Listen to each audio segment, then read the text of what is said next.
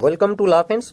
दोस्तों, आज का जो हमारा टॉपिक है वो है एक्ट और ऑर्डिनेंस में क्या डिफरेंस है। वैसे तो ये दोनों लॉज हैं, लेकिन इन दोनों में से डिफरेंस है। तो आज का हमारा ये जो लेक्चर है ये इन दोनों के बीच में डिफरेंस इस पे मुश्तमिल है। तो सबसे पहले आते हैं एक्ट क्या है। तो एक्ट जो है वो कोडिफाइड लॉ है। Codified law passed by the parliament, passed by the parliament, या इसको हम अगर कहें जनरल टर्म में law making body, passed by the law making body. तो पाकिस्तान में लॉ मेकिंग बॉडी कौन सी है? पाकिस्तान में लॉ मेकिंग बॉडी पार्लियामेंट है, मजलिस शुरा, जो दो हाउसेज पे मुश्तमिल है, लोअर हाउस और अपर हाउस। अपर हाउस जिसको हम कहें सेनेट और लोअर हाउस जिसको हम कहें नेशनल असेंबली।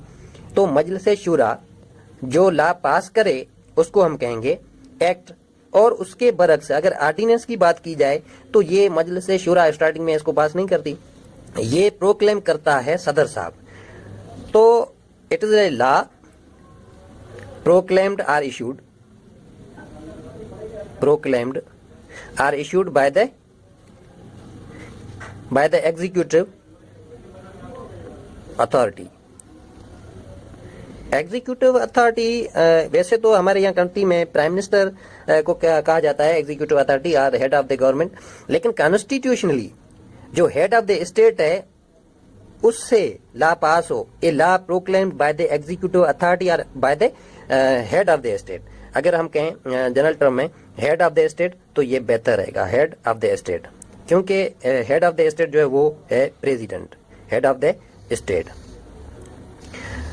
तो ये स्टार्टिंग होती है प्रेसिडेंट से और उस एक्ट की स्टार्टिंग होती है वो होती है पार्लियामेंट से। इसको अगर और अल्फाज में हम कहें कि अथॉरिटेटिव आर्डर, तो फिर भी ये जो है वो गलत नहीं होगा। अथॉरिटेटिव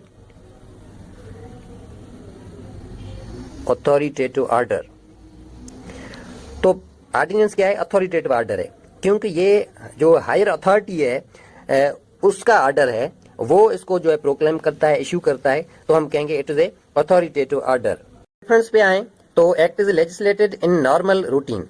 ये नॉर्मल हालात में जो है एक्ट पास होता है पार्लियामेंट से, लेकिन जो ऑर्डिनेंस है वो नॉर्मल हालात में जो है वो पास नहीं होता है, वो इमरजेंसी की सूरत में पास होता है। तो यहाँ इमरजेंसी की सूरत में, इमरजेंसी की सूरत में दो कंडीशन में, नंबर 1, एक तो अगर पार्लियामेंट वो सेशन में न हो, पार्लियामेंट नॉट इन सेशन। दूसरी बात, एक तो पार्लियामेंट नॉट इन सेशन और parliament is dissolved, parliament is dissolved. या तो पार्लियामेंट डिसॉल्व्ड हो या तो पार्लियामेंट सेशन में ही ना हो। और इसके दौरान अगर मुल्क को, अवाम को ऐसे कानून की जरूरत है तो इस कंडीशन में पार्लियामेंट या तो डिसॉल्व्ड हो या वो सेशन में ना हो, तो इस कंडीशन में जो प्रेसिडेंट है वो ऑर्डिनेंस को जारी कर सकता है, वो ऐसा लॉ वो प्रोक्लेम कर सकता है जो सारे कंट्री में या किसी एरिया में अगर उसमें लिखा हुआ है ऑर्डिनेंस में तो वो वहाँ लागू होगा। तीसरा डिफरेंस है वो है एक्ट जो है वो लेंथी लेजिस्लेटिव प्रोसीजर है उसका, क्योंकि सबसे पहले वो ड्राफ्ट तैयार किया जाता है जिसको हम कहते हैं मसूदा, और उसके बाद वो जब पार्लियामेंट में पेश किया जाता है तो उसको हम कहेंगे बिल। फिर उसके बाद जब पेश किया जाता है उसके बाद फर्स्ट रीडिंग होगी, फिर कमेटी को भेजा जाएगा। इसी तरह जो है 3 रीडिंग्स टोटल होंगे। उसके बाद जो है तीसरा मरहला है कि वो पार्लियामेंट से जब पास हो जाएगा तो सदर साहब को असेंट के लिए भेजा जाएगा। जब सदर साहब उस पर असेंट उसको करेगा, उस पर साइन करेगा, उसके बाद वो एक्ट की शिकल अख्तियार कर लेगा। अगर प्रोविंशियल असेंबली है एज ए प्रोविंस बेसिस पे अगर लॉ है तो उसका भी सेम प्रोसीजर है, लेकिन उस पर जो साइन करेगा वो गवर्नर करेगा। तो ये एक लेंथी प्रोसेस है, और इस प्रोसेस के दौरान अगर हाउस की सिंपल मेजॉरिटी है तो फिर वो पास होगा। अगर सिंपल मेजॉरिटी नहीं, उसको एक्ट को पास करने के लिए उसको जो है पॉजिटिव रेस्पॉन्स या उसकी हिमायत अगर नहीं लॉ के लिए नहीं करता वो पार्लियामेंट या वो असेंबली, तो फिर वो एक्ट वो है वो रिजेक्ट हो जाएगा। लेकिन इसके बरक्स अगर ऑर्डिनेंस की बात की जाए तो उसमें कोई भी ऐसा लेंथी प्रोसेस नहीं है। उसमें जस्ट जो है ड्राफ्ट तैयार किया जाता है गवर्नमेंट की तरफ से, वैसे वो भेजा जाता है प्रेसिडेंट साहब को अगर फेडरेशन में है। अगर प्रोविंस में है तो फिर वो गवर्नर को भेजा जाएगा और गवर्नर जस्ट उसको अप्रूव करेगा तो वो ऑर्डिनेंस बन जाएगा। वैसे वो गवर्नर और जो जिसको हम कहें प्रेसिडेंट, अगर फेडरेशन की बेसिस पे है वो प्रेसिडेंट, अगर प्रोविंस बेसिस पे है तो वो गवर्नर होगा। तो उससे ही ये लॉ बनता है, उससे ही उसकी स्टार्टिंग होती है स्टार्टिंग। तो उस वजह से हम कहेंगे कि ये फर्स्ट स्टार्टिंग है गवर्नर और प्रेसिडेंट से। और प्रोविंशियल बेसिस पे गवर्नर की तरफ से हो या अगर फेडरेशन में वो प्रेसिडेंट की तरफ से हो, उसमें ये कोई भी बिल वाले स्टेजेस जो हैं 3 जो रीडिंग्स हैं, ऐसा कोई भी सिस्टम नहीं है। जस्ट ड्राफ्ट पे गवर्नमेंट की तरफ से जो भेजा गया है उसको जस्ट वो असेंट करेगा प्रेसिडेंट, तो वो ऑर्डिनेंस बन जाएगा। अगर प्रोविंस बेसिस पे है तो सूबाई अगर ला है तो उसको जो है वो गवर्नर साइन करेगा, तो वो एज ऑर्डिनेंस की शक्ल अख्तियार कर लेगा। तो इसमें कोई भी लेंदी प्रोसेस नहीं है, नो लेंदी लेजिस्लेटिव प्रोसेस। डिफरेंस है वो नो टाइम लिमिटेशन। एक्ट में जो है कोई भी लिमिटेशन नहीं है। जब पार्लियामेंट चाहे तो उसमें रिपील उसको कर सकती है, एक्ट को ओमिट भी कर सकती है, उसमें अमेंडमेंट ला सकती है। अगर उसके बरक्स ऑर्डिनेंस की बात की जाए तो उसमें भी ये सेम प्रोसेस है, पार्लियामेंट सब कुछ उसमें भी कर सकती है, लेकिन उसमें टाइम लिमिटेशन है। जब भी प्रेसिडेंट साहब से ऑर्डिनेंस वो प्रोक्लेम जब भी करता है उसके बाद 120 डेज के बाद वो ऑर्डिनेंस जो है ऑटोमेटिक खत्म हो जाएगा, अगर पार्लियामेंट ने उसको अप्रूव नहीं दी। तो ये सारा कुछ 89 article of the constitution of Pakistan में मौजूद है। और 120 डेज के अंदर अगर प्रेसिडेंट चाहे तो उस ऑर्डिनेंस को जो है विथड्रा कर सकता है, और 120 डेज के अंदर पार्लियामेंट चाहे तो उसको अप्रूव करके एज ए एक्ट की शक्ल वो दे सकती है, लेकिन वो एक्ट नहीं कहलाएगा, लेकिन एज इट इज इन्फोर्सेबल होगा जैसे वो एक्ट होता है। और अगर पार्लियामेंट चाहे तो उसको खत्म भी कर सकती है, उसको अप्रूव देकर एज ए परमानेंट के लिए उसको लॉ भी बना सकती है। और अगर चाहे तो 120 डेज के लिए एक्स्ट्रा जो है उसमें एक्सटेंड कर सकती है टाइम, जस्ट एक बार कर सकती है। तो 120 दिन के लिए एक्सटेंशन उस ऑर्डिनेंस को दे दे, या उसको अप्रूव कर दे या रिजेक्ट कर दे। तो ये 3 कंडीशंस हैं पार्लियामेंट के लिए। अगर ये कुछ भी 3 में से नहीं होगा तो 120 डेज के बाद ऑटोमेटिक जो ऑर्डिनेंस है वो खत्म हो जाएगा।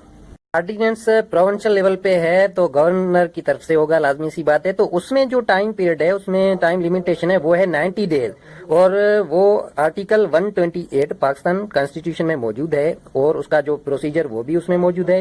ये ऑर्डिनेंस असेंबली जो प्रोविंशियल असेंबली है, अगर सिंध की है तो सिंध प्रोविंशियल असेंबली, अगर पंजाब की है तो पंजाब की जो प्रोविंशियल असेंबली है वो, अगर केपी के है तो केपी के, और बलोचिस्तान तो उसकी जो भी कंसर्न्ड प्रोविंशियल असेंबली है उसकी तरफ से उस ऑर्डिनेंस को रिजेक्ट भी किया जा सकता है, उसको अप्रूव भी किया जा सकता है, या सिर्फ एक बार उसको जो है उसमें टाइम की लिमिटेशन बढ़ाकर 90 डेज के लिए जो है वो एक्सटेंड भी किया जा सकता है। और अगर ये तीनों कंडीशंस ना होंगी और उसमें तो ये कंडीशन है कि 90 डेज के बाद ऑटोमेटिक जो है वो ऑर्डिनेंस वो खत्म हो जाएगा।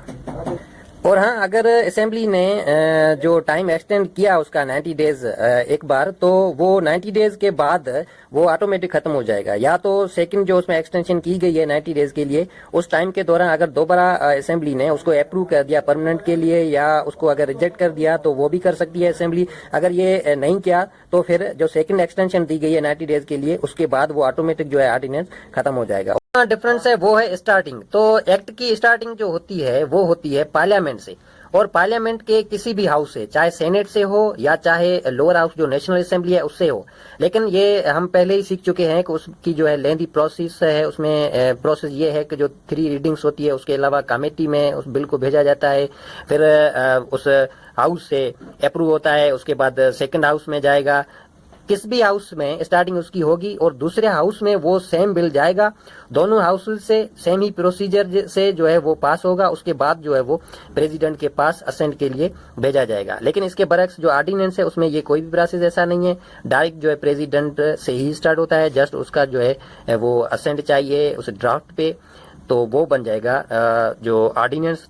तो और लास्ट डिफरेंस की बात की जाए तो एक्ट में क्या होता है, प्रेसिडेंट अगर फेडरल ऑर्डिनेंस है फेडरल लेवल पे तो प्रेसिडेंट की साइन, अगर प्रोविंशियल लेवल पे है तो गवर्नर की साइन। वो जो है वो लास्ट स्टेप होगा, क्योंकि जब बिल दोनों हाउसेज से पास होकर जाता है प्रेसिडेंट के पास असेंट के लिए, तो वो जब असेंट करेगा उस बिल को तो वो एक्ट बन जाएगा। लेकिन अगर प्रोविंशियल लेवल पे है तो गवर्नर जस्ट एक ही असेंबली, क्योंकि प्रोविंशियल लेवल पे एक असेंबली है, तो उससे जब वो पास होकर गवर्नर के पास असेंट के लिए जाएगा तो गवर्नर जब उस पर साइन करेगा तो वो एक्ट बन जाएगा। लेकिन ऑर्डिनेंस में ऐसी कोई चीज नहीं है। ऑर्डिनेंस में क्या होता है, प्रेसिडेंट की साइन फेडरल लेवल पे और प्रोविंशियल लेवल पे जो गवर्नर की साइन वो फर्स्ट स्टेप है, क्योंकि ये स्टार्टिंग ऑर्डिनेंस की जो होती है वो प्रेसिडेंट या गवर्नर से होती है। उस वजह से ऑर्डिनेंस में गवर्नर और प्रेसिडेंट की जो साइन है वो फर्स्ट स्टेप है और एक्ट में लास्ट स्टेप है।